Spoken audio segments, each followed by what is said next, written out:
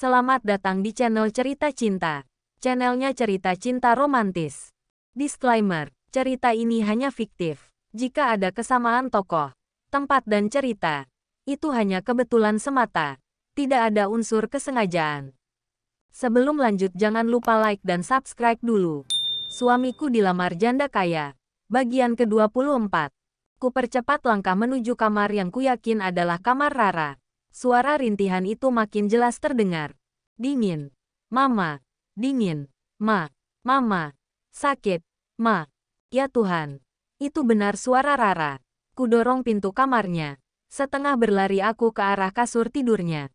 Betapa aku terkejut saat mendapati tubuh putriku teronggok tak berdaya di atas kasur. Bagaimana bisa anakku berubah seperti ini hanya dalam tempo seminggu?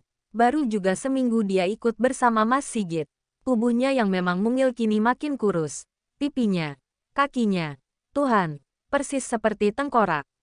Apa yang terjadi dengannya? Rara, nak, kamu sakit. Sayang, panggilku menempelkan punggung tangan di pipi dan keningnya. Kamu demam, ini panas sekali. Ya Allah. Mama, ini beneran Mama. Mama datang dalam mimpi Rara. Makasih Mama, maafin Rara Ma. Rara udah jahat sama Mama. Sayang, ini bukan mimpi. Mama beneran datang. Nak, coba buka matanya. Lihat Mama. Sayang. Enggak bisa. Buka mata. Ma, pala Rara sakit. Matanya gak bisa buka. Baiklah. Pejam aja. Nak, kita pergi dari sini. Ya, ayo. Mama gendong. Nak, jangan. Ma, Rara enggak boleh pergi dari sini. Mama aja yang pergi. Kenapa enggak boleh? Kamu sakit. Kamu akan Mama bawa berobat. Ayo Mama gendong. Sayang. Jangan Ma, nanti Papa dan Mama Yosa marah. Kata Mama Yosa. Dia akan culik Kak Nada dan Debima lalu dijual ke kolam buaya. Biar dimakan sama buaya. Kalau Rara pergi. Ma. Apa? Perempuan itu ngancam kamu seperti itu. Mama pergi aja. Kalau Mama Yosa tahu Mama ke sini, Kak Nada dan Debima akan diculik dan dikasih makan buaya. Pergi Mama. Aku bingung. Apakah yang dikatakan Rara ini benar atau dia hanya mengigau saking tingginya suhu tubuhnya? Kalau benar Yosa mengancam dia seperti itu, artinya anakku tidak bahagia di sini. Rara tertekan di bawah ancaman Yosa selama ini. Yosa kurang ajar kau, Mas Sigit. Kenapa kau diam anakmu diperlakukan seperti ini? Kalian berdua. Awas kalian berdua. Tapi, nanti saja aku beri mereka pelajaran. Sekarang aku harus menyelamatkan anakku dulu. Tapi bagaimana cara aku membawanya keluar dari sini? Sedang dia menolak untuk pergi. Dia menepis tanganku setiap aku berusaha menggendongnya. Apa yang harus aku lakukan? Kalau kupaksa aku takut dia menjerit dan aku akan ketahuan. Yosa dan Mas Sigit pasti akan menegalangiku. Aku harus cari akal. Rara, dengar. Nak, adek Bima aman di kampung bersama nenek dan kakek. Mereka jagain adek dengan sangat baik. Sedangkan Kak Nada ada di sekolah. Bapak dan ibu guru akan menjaga dia sampai nanti Om Dayat menjemput. Tidak akan ada yang bisa menculiknya. Rara jangan khawatirkan mereka. Ya, sekarang. Rara aman bersama Mama. Tidak akan ada yang bisa menahan Rara di sini. Karena sudah ada Mama. Kita pergi dari sini. Ya, sayang. Ayo, nak. Bujukku dengan suara yang lemah lembut.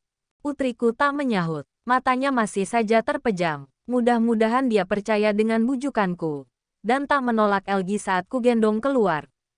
Rara. Mama gendong. Ya, nak. Jangan berontak. Ya, sayang. Tak ada sahutan. Rara tetap diam. Rara. Kamu kenapa? Rara. Tak sadar aku menjerit memanggil namanya. Spontan kurai tubuh mungil itu. Ku gendong dengan susah payah. Aku harus membawanya keluar. Mudah-mudahan di depan ada kendaraan. Naik motor ojek pun tak apa. Yang penting Rara cepat sampai di rumah sakit. Namun, baru saja aku sampai di ambang pintu kamar. Tiba-tiba Mas Sigit dan Yosa sudah berdiri di menghadang. Kamu, beraninya kamu masuk ke dalam rumahku tanpa permisi. Mau mencuri kamu. Ya, Yosa langsung menjambak rambutku. Aku bertahan. Tak kupedulikan sakit karena jambakannya yang semakin kencang. Jika aku melawan, maka Rara akan lepas dari gendongan.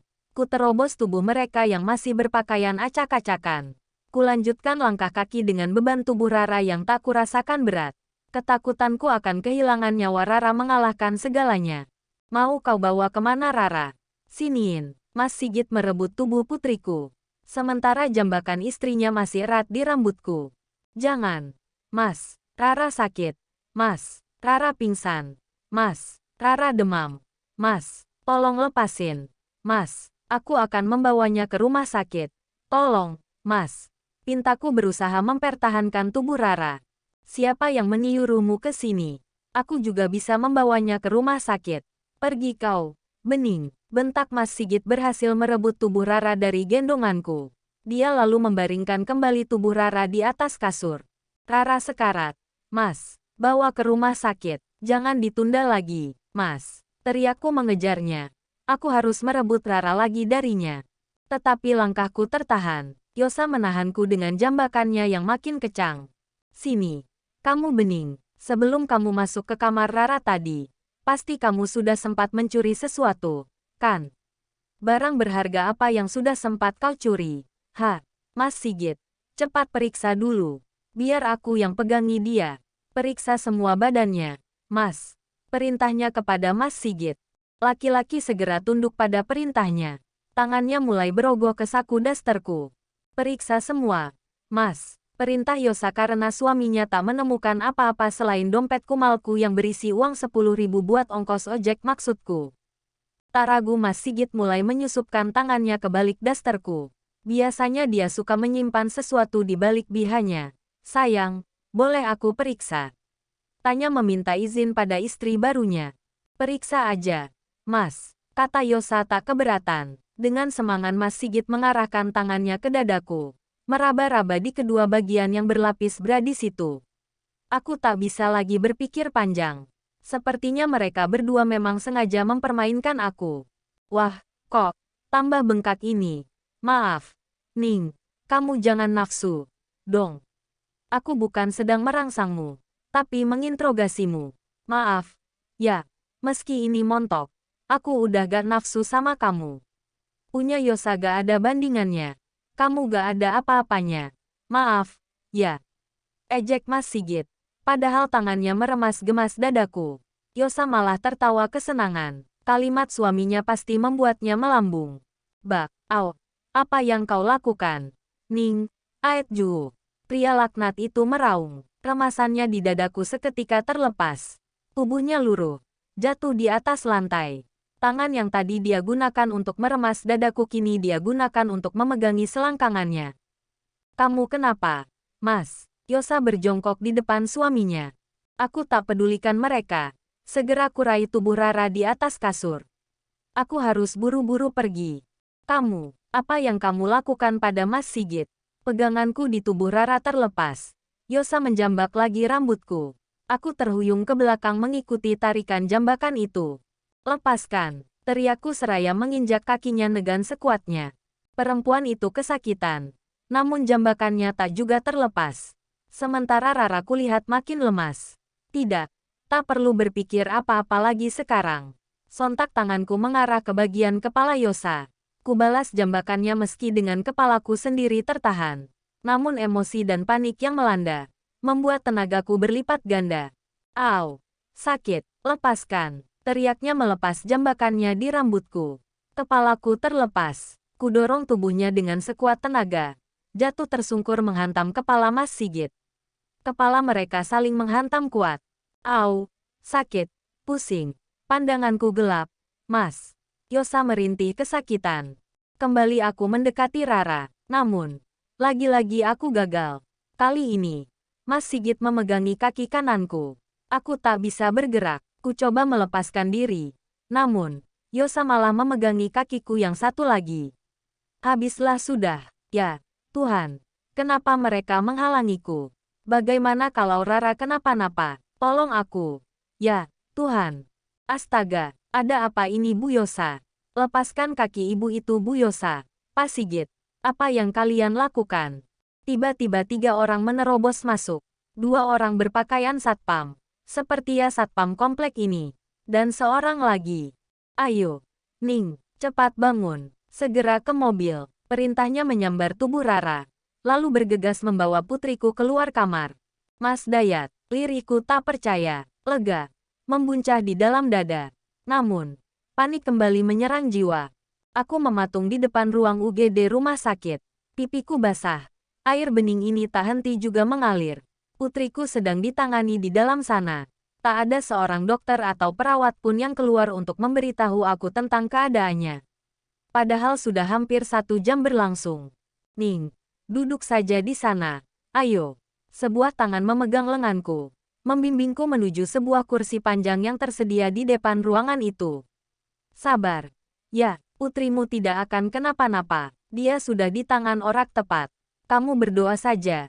Jangan panik seperti ini. Tenang, Ning. Hiburnya menatap lembut wajahku. Aku mendongah. Membalas tatapannya dengan ungkapan terima kasih. Jangan nangis lagi. Ya, bujuknya Meyeka kedua pipiku dengan jemari tangannya. Maaf, Mas. Sontak aku tersadar. Kugeser tubuhku menjauh darinya. Kuelap kedua pipiku bekas jemarinya. Pria itu menghela napas panjang. Kulihat kecewa di wajahnya. Tapi, aku tak hendak memikirkannya.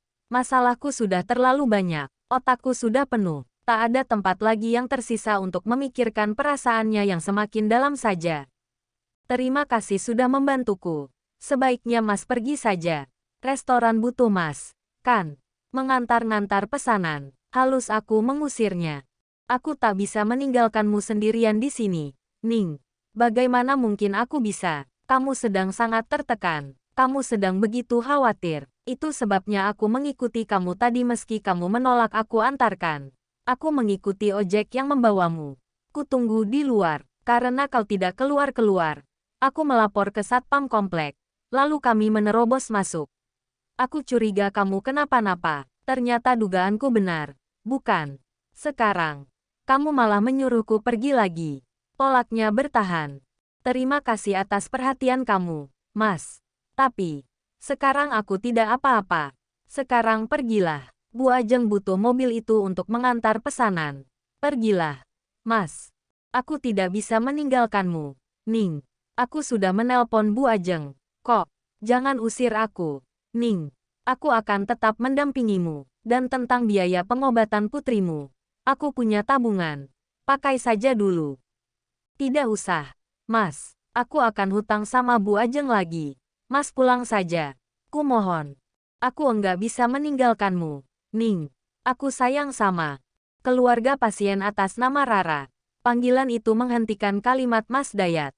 Saya, suster. Sahutku segera bangkit dan berjalan memburunya ke depan pintu ruangan. Bagaimana putri saya, suster? Tanyaku deg-degan. Putri ibu sudah ditangani dokter. Pertolongan pertama sudah diberikan. Demamnya sudah ditangani. Sampel darah juga sudah kita kirim ke lab. Kita tunggu hasilnya. Ya, Bu. Anak saya masih bisa diselamatkan. Kan, suster? Insya Allah. Ya, Bu. Bantu doa. Dokter pasti lakukan yang terbaik. Sebenarnya dia sakit apa, Sus? Kita tunggu hasil lab dulu. Ya, Bu. Diagnosa sementara dokter. Putri ibu terkena tipus. Ini, Bu. Ada yang ingin saya sampaikan. Putri ibu akan kita pindahkan ke ruangan. Tolong ibu urus administrasinya segera. Ya. Agar dia bisa masuk ruang rawat. Administrasi. Ya, Sus. Iya, Bu. Kami tunggu secepatnya. Ya, aku belum menjawab. Tapi perawat itu sudah kembali masuk dan menutup pintu ruangan. Kepalaku mendadak pusing. Tadi yang aku pikirkan hanya nyawa anakku. Sekarang aku dihadapkan kepada masalah baru. Biaya. Kamu tunggu di sini. Ya, aku yang akan urus. Mas Dayat menyentuh lembut bahuku. Tanpa menunggu jawabanku, pria itu lalu melangkah pergi. Mulutku keluh. Betapa aku ingin mencegahnya. Aku tak mau termakan budi. Aku tak mau terutang budi. Tapi, bibirku terkatup rapat. Setelah Rara dipindahkan ke ruangan rawat, Mas Dayat pamit pulang. Pria itu berjanji akan datang lagi nanti setelah restoran tutup. Meski aku melarang, dia tak menghiraukan. Terserahlah. Sore ini, hatiku semakin lega. Rasa syukur tak henti ku ucap. Putriku semakin membaik. Wajah pucatnya mulai terlihat sedikit berdarah. Hanya saja, dia sering tiba-tiba menangis seperti orang ketakutan. Kata dokter, dia mengalami sedikit trauma. Aku harus bisa menyembuhkannya. Mengembalikan keceriaannya dengan limpahan kasih sayangku. Mengikis ketakutannya akan ancaman Yosa yang selama ini melekat di otak dan mengguncang jiwa kanak-kanaknya. Maafin Rara. Ma, kembali dia mengucap kalimat itu dengan pipi basah akan air mata. Segera ku peluk erat. Sudah Mama maafkan. Sayang, jangan diingat lagi. Ya, sekarang ada Mama. Jangan takut. Rara aman bersama Mama. Bisikku lembut di telinganya. Ku belai dan ku kecup dengan penuh kasih sayang. Rara nakal. Rara enggak mau ikut Mama waktu itu. Rara juga jahat sama Kak Nada. Rara ngelawan sama Kak Nada. Ma, lirinya penuh penyesalan. Sekarang Rara enggak nakal lagi, kan? Sekarang Rara udah jadi anak yang baik. Nurut sama Mama. Nurut sama Kak Nada. Iya, kan? Rara mau ikut sama Mama sekarang. Tinggal bareng Mama lagi. Mau. Ma, tapi Rara takut. Takut apa? Kata Mama Yosa. Kak Nada dan Debima akan diculik dan dikasih makan buaya kalau Rara ikut sama Mama. Enggak bisa lagi.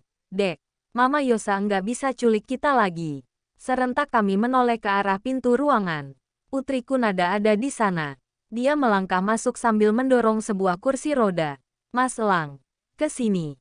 Sergahku tak percaya. Iya, Mama, kami dari kantor polisi. Papa dan Mama Yosa udah dilaporin oleh Om Elang. Mas, tanyaku memastikan. Pria itu mengangguk. Lalu memutar roda kursinya. Mendekati ranjang Rara. Hei, boleh kenalan. Sapanya mengulurkan tangan. Bersambung.